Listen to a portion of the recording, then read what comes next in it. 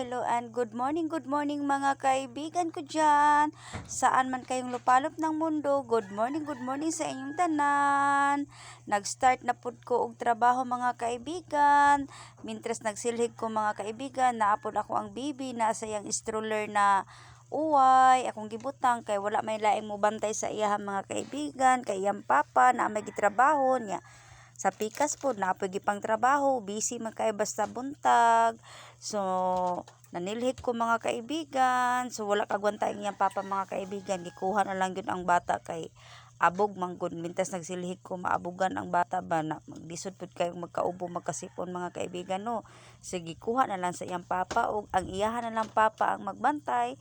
So, ako mga kaibigan, continue ko sa ako ang trabaho, manilhik taog sayo, kay kanang dili pa kay siya as in init mga kaibigan. So tuloy-tuloy lang ang atong trabaho mga kaibigan, no. Yun ana ta. So trabaho lang sa ta mga kaibigan, ha.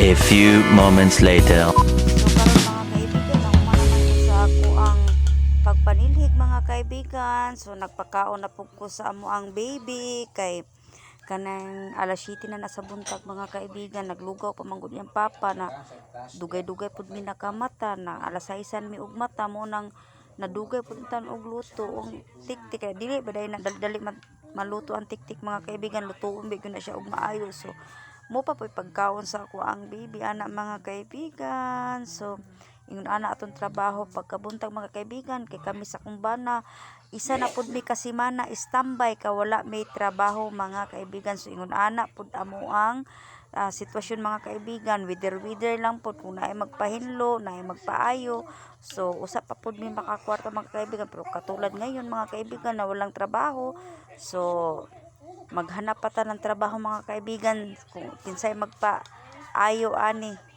Kaya karon standby gid mi sa kasimana ba, wag gid mi trabaho ani mga kaibigan. So thank you so much mga kaibigan sa inyong pag walang sawang pag tanaw sa ako ang mga videos. O please subscribe pa kung ninyo sa wala pa nakasubscribe, o ayaw lang punta ninyo i-unsubscribe mga kaibigan. O thank you so much mga kaibigan, o bye bye.